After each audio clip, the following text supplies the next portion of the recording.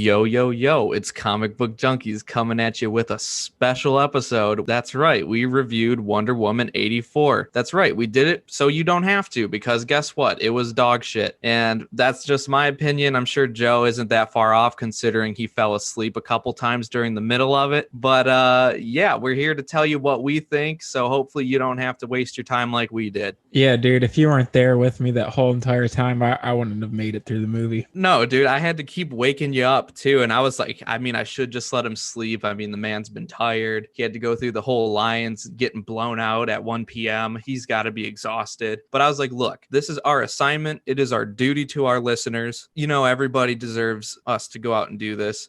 But you know what? I really wish we hadn't. I mean, we even did a whole episode on reading Wonder Woman, the Perez run, to lead into this, kind of to tie in, synergy. And you know what? It's just Wonder Woman's boring. I don't know if it's her, if it's just the writers that they attach to her. But pretty much everything around the character is way less cool than the character herself. So that's kind of where I'm at. I mean, I don't even have that much to say. There's not a whole lot of positives in my book. Most of it's negative. A lot of it's kind of hilarious at the same time how they did things, because I mean it's pretty much just a giant romance movie in a way, which is also weird because I mean, like they obviously did some things, to make sure that women were in power, show women are indeed strong. It has a message. I mean, this is primarily going to be something little girls can look up to and say, oh, I can be strong like Wonder Woman, I can do this and that, which is great and dandy and all. But at the same time, how are you gonna have her so hung up on Steve Trevor? Like at one point she literally got her powers back from getting a kiss from him. So it's like, why is Wonder Woman so dependent on men if the whole point is that she's a Wonder Woman? Which also, I don't know if you noticed, they don't call her Wonder Woman a single time in the movie. Are they embarrassed? Are they ashamed? What's the deal? I couldn't tell you. I wouldn't be surprised if they felt some kind of shame in calling her Wonder Woman, but I completely agree with you in that regard. I think the relationship between Steve Trevor and Wonder Woman worked during the first movie because it introduces how they know each other and why they're romantic with each other, but it was definitely played out in this movie.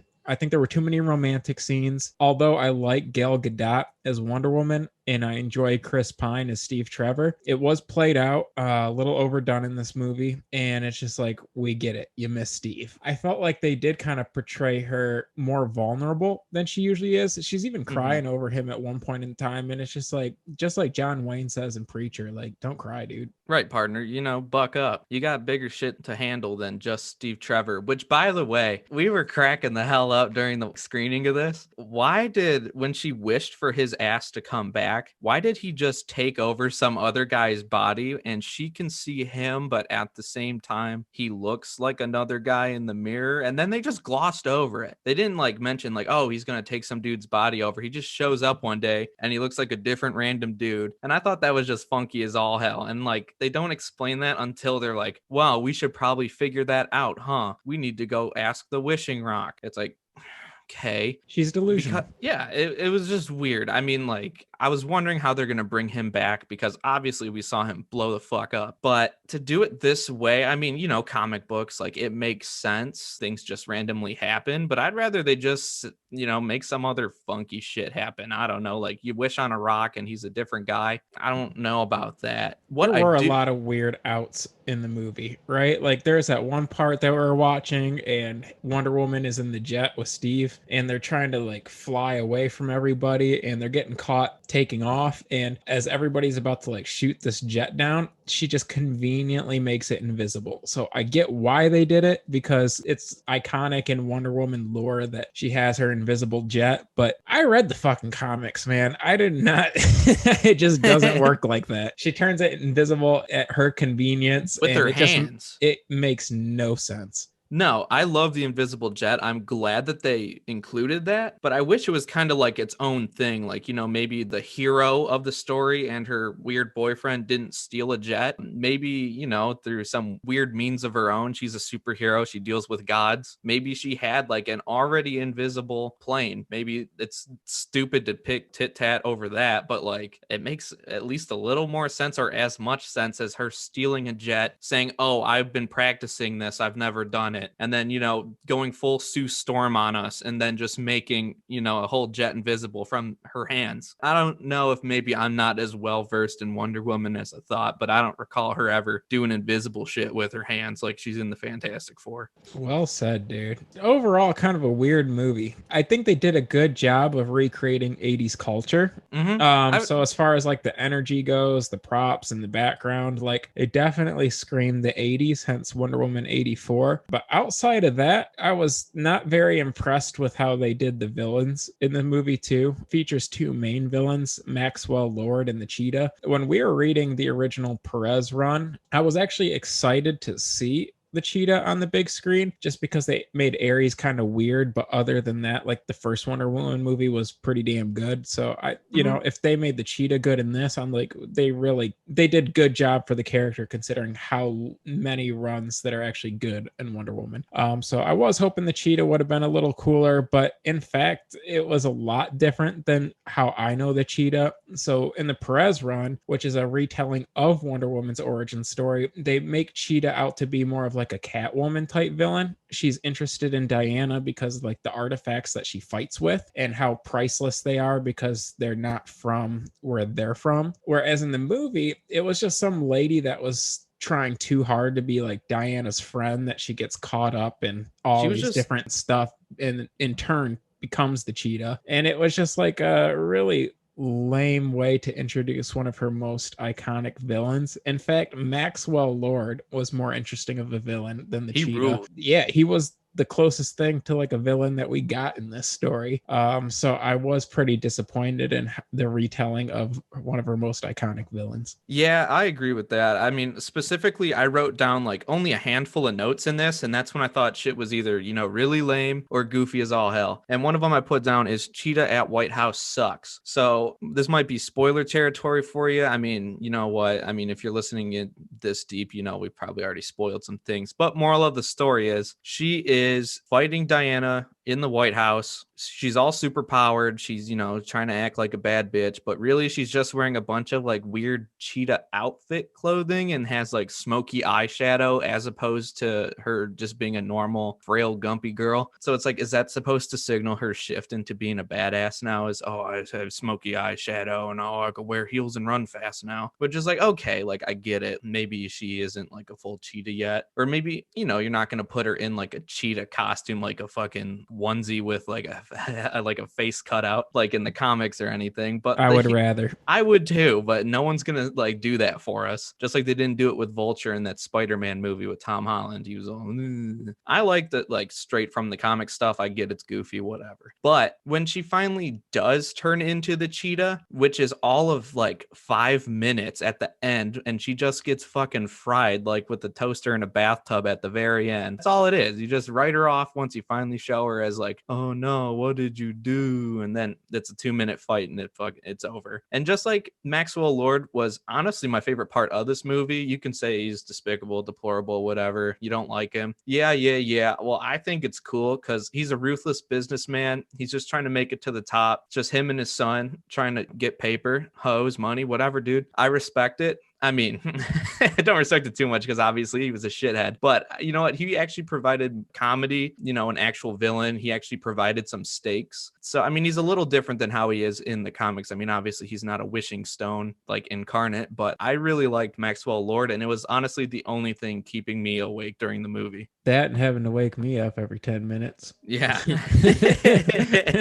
But you're right. It was the closest thing we had to a villain in this story, which he did a good job. All props to him. I think he's been in some other iconic stuff too. He's the Mandalorian. He's the Mandalorian, and I knew I recognized him from something else. I did a little research, and he's from Narcos too. Ah, yeah. I didn't watch Narcos, but I watched like the first season and a half, and it was okay. But regardless, he did a good job for the movie. I like the cast of Gal Gadot as Wonder Woman and Chris Pine as Steve Trevor, but all in all, it was kind of definition of a blockbuster movie. It was the exact definition of a DC cinematic universe movie. Like, well, I like that it was a lot that they had just kind of took a step back. Right. I did like that it was more lighthearted than some of the other DC blockbusters. Agreed. but nothing really made the movie stand out. In fact, Mm-mm. I think it took a step down from the first Wonder Woman movie. Yep. It's not a bad movie by any means, but I can't recommend Kind of. anybody watching it. So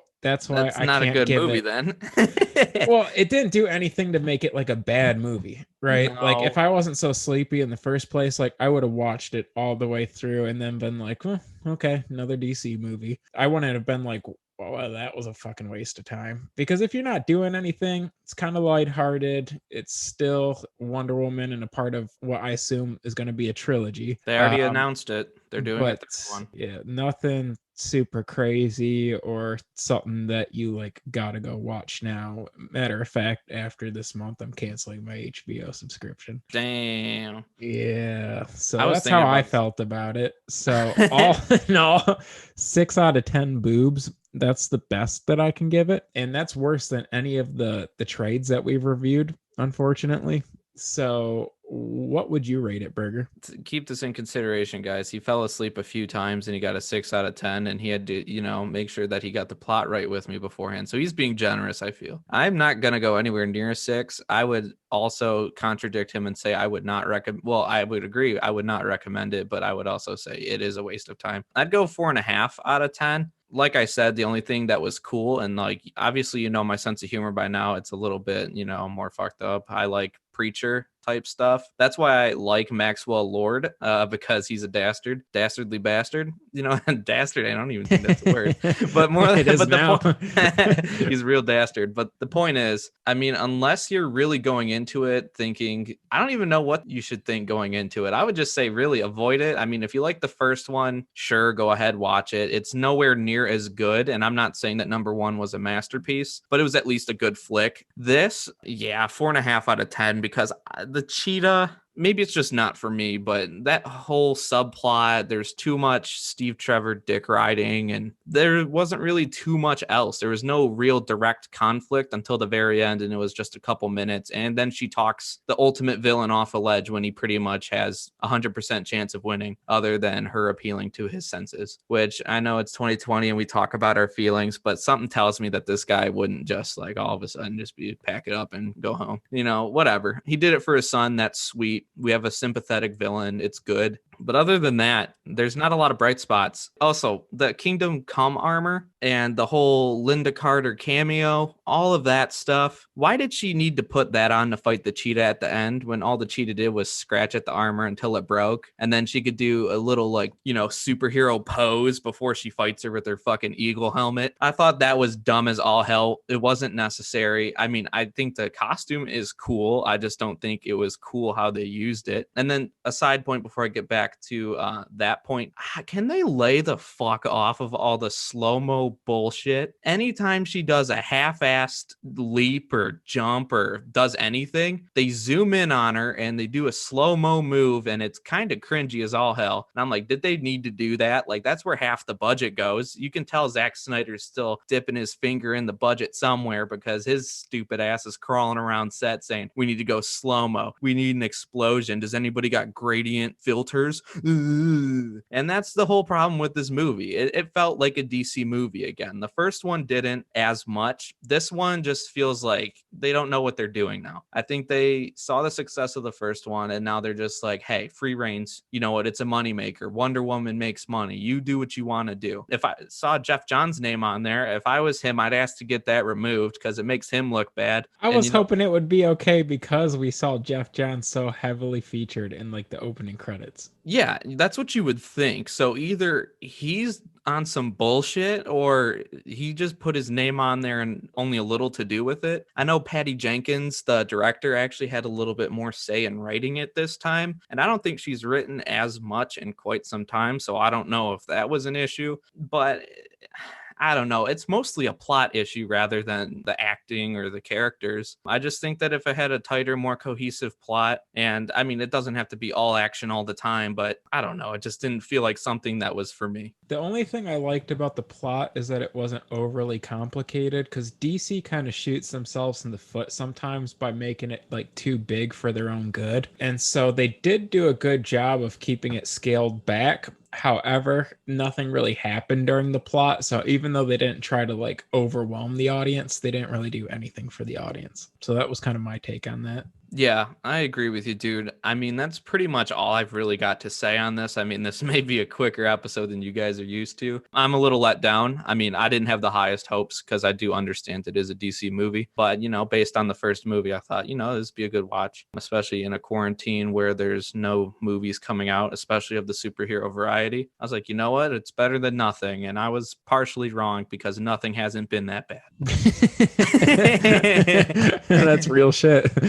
Real talk. It makes me nervous too about what they're gonna do for like the other movies. For example, Shazam 2, right? Dude, I hope they don't pull that shit with Shazam 2. I'm gonna shed one crocodile tear if they do that. Right. I mean, Wonder Woman was good, and then they come out with this like Birds of Prey quality sequel for it. And so I just hope that they don't do that with their other properties. I know, dude. I really hope not. I mean, I'm not excited about any of the future slate now, to be quite honest. I maintain that I still would like to see Shazam 2 because I'm hoping Mr. Mind's involved. They actually did a good job with the first one, in my opinion. I still liked that actually better than the first Wonder Woman. That's my favorite DC movie that's come out, for the DC extended universe type shit. But other than that, yeah, I don't know what they're going to do. I'd like to see Black Adam.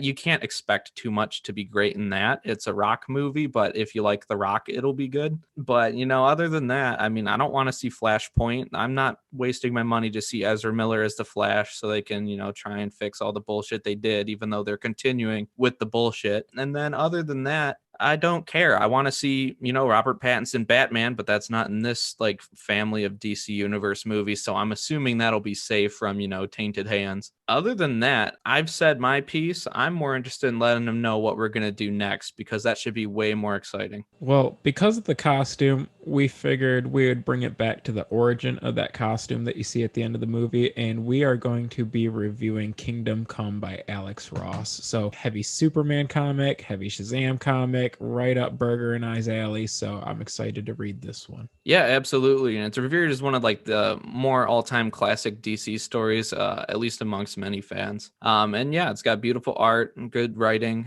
And like you said, it's got a lot of our favorite characters in it. I'm assuming we're in for a good read. And I hope you guys like it too. Make sure to follow us on Instagram at CBJ Pod.